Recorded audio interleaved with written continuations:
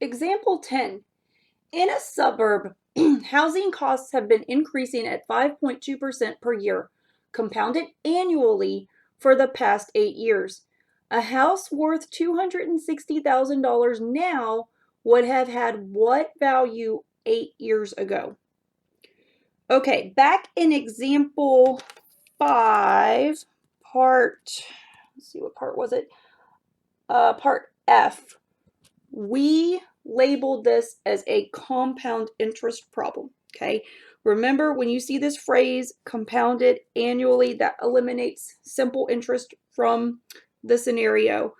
And this was the inflation problem, where, something, the same item or the same item over time changes value. And back in example 5, I talked about gasoline. Many, many years ago, a gallon of gas would cost, just cents. And nowadays it's $2 or more. It's gotten even higher before.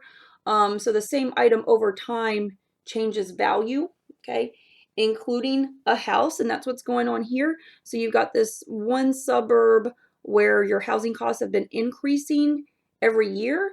And a particular house is worth $260,000 right now, and we want to calculate how much it was worth 8 years ago. Okay, so since the housing values have been increasing every year, we expect that that house 8 years ago would have been worth less than $260,000. So that's kind of the answer. You can expect something less than $260,000. So again, why is this compound interest? Well, it's, whatever that house was worth 8 years ago, okay, think of that as one lump sum, one amount that has grown over time, over the past 8 years, to now reach a value of $260,000. Okay, so that's why. Okay. I think I told you back in example 5, anytime you see an inflation problem like this, it's going to be compound interest. Okay, so let's go ahead and write down our compound interest formula. A equals P times 1 plus R over M raised to the MT power. Okay, we're going to go out to the side and label all the variables. Okay, and discuss what we're looking for here. Okay, so let's do the obvious ones first. The interest rate is 5.2%, so convert that to a decimal. This is going to be 0.052. Okay, M, compounded annually. Annually means one time per year, so M is going to be 1. Time, we're looking back at 8 years ago, so time is 8 years. Okay, and all that's left is A and P. Okay, so one of those variables you're looking for and the other one you know the value of. Okay, so in this situation, it really helps to think about, I don't know, well, I was going to say it might help to think about present value and future value, but maybe not so much here. I changed my mind. Let's think about it this way. Okay, so remember, out of these two, the A is the bigger number, okay? So A is what the p-value grows to be. So remember, 8 years ago, the house cost less than $260,000. It has grown to be a value of $260,000, okay? A is going to be the bigger number here, okay? Again, P is referring to how much the house costs, or the value of the house 8 years ago. And since housing costs have been increasing, we know it's a number less than $260,000. So P is actually what you're looking for here, okay? My first instinct was to tell you to look at this through present value and future value. But presently, if you're reading this, it's presently worth through $260,000 right now. So don't confuse that here. Think about it as the P value is the smaller number and the A value is the bigger number, okay?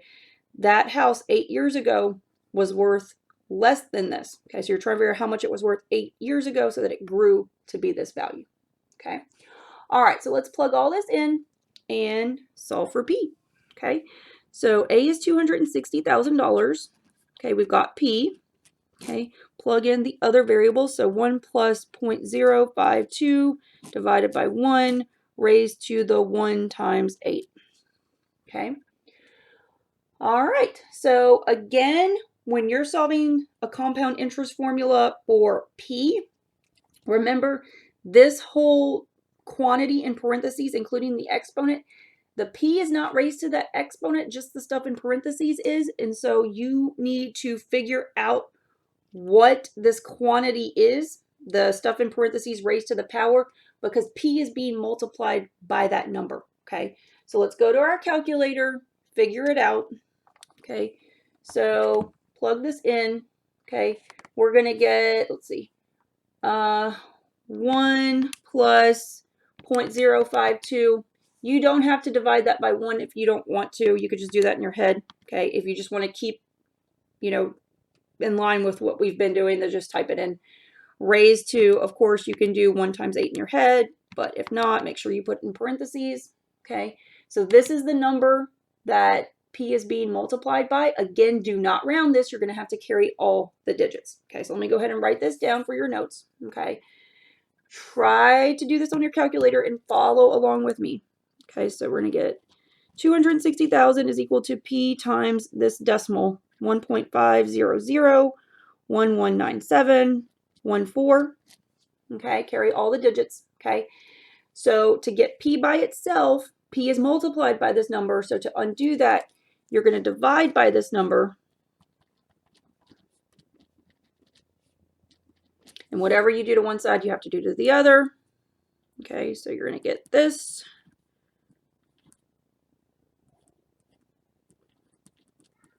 All right, so then on the right side, these guys will cancel, leaving you with P. Okay, so let's go put this in the calculator. Okay, so all you have to do, remember, you can call up this previous answer.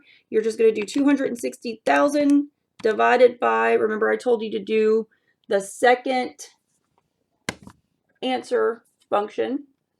Okay, or you can just resort to typing the whole thing in again. Okay, that's going to give us our p-value, so $173,319. And if you round it, okay, so you've got 50 cents currently. Look after the 50 cents. That's a 0, so it's going to stay the same. It won't round up. Okay, so your p-value for this problem is going to be $173,319.50. Okay, last kind of check. Does this make sense? Absolutely. Okay, so if this were the value of the house 8 years ago, we know the housing costs have been increasing every year. And so after 8 years, this is a number that definitely could have grown to be 260,000. Makes a lot of sense. Okay. Remember, if you had figured out your p-value and it was something bigger than 260,000, that doesn't make sense. You've done something wrong. Okay. All right, let's look at example 11. And that'll be our last compound interest example for now. Okay. All right, example 11. I think this is the same one when we looked at example 5. This was example 5C. Okay, so a person with $14,000 is trying to decide whether to purchase a car now or to invest the money at 6.5% compounded semi-annually and then buy a more expensive car.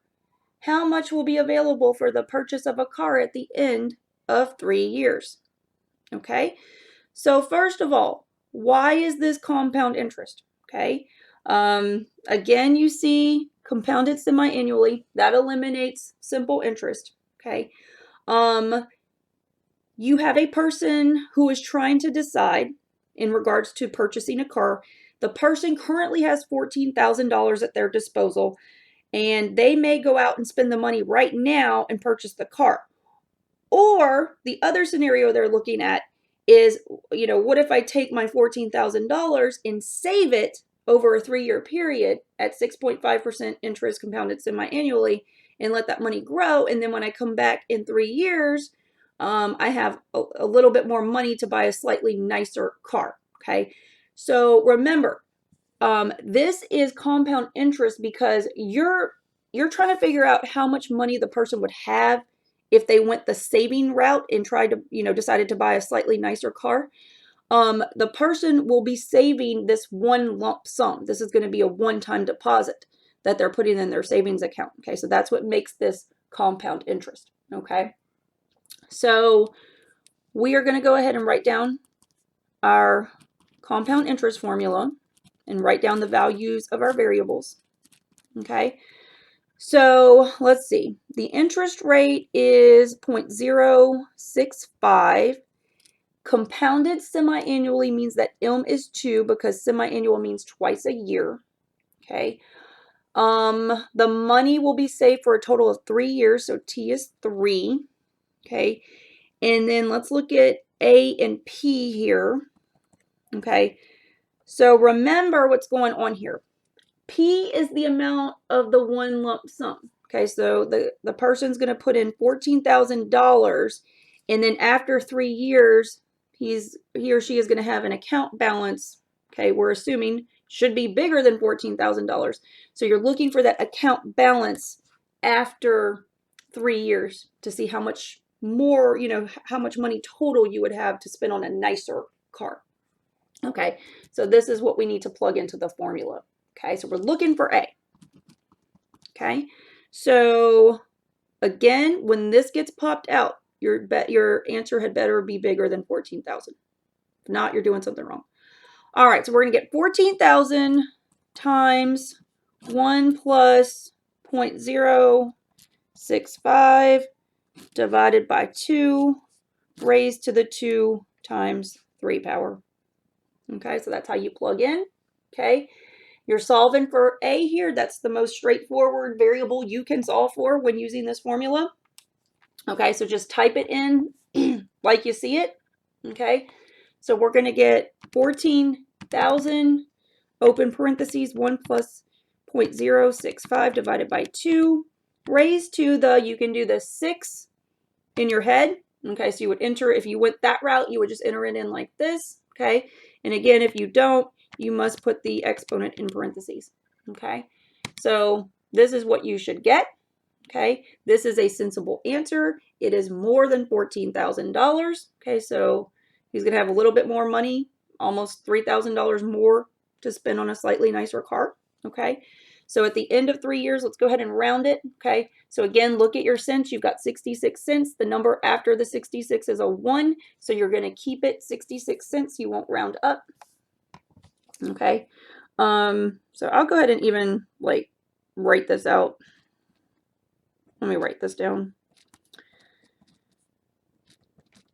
Okay, so go ahead and round this. It's going to be $16,961. Oops, and 66 cents.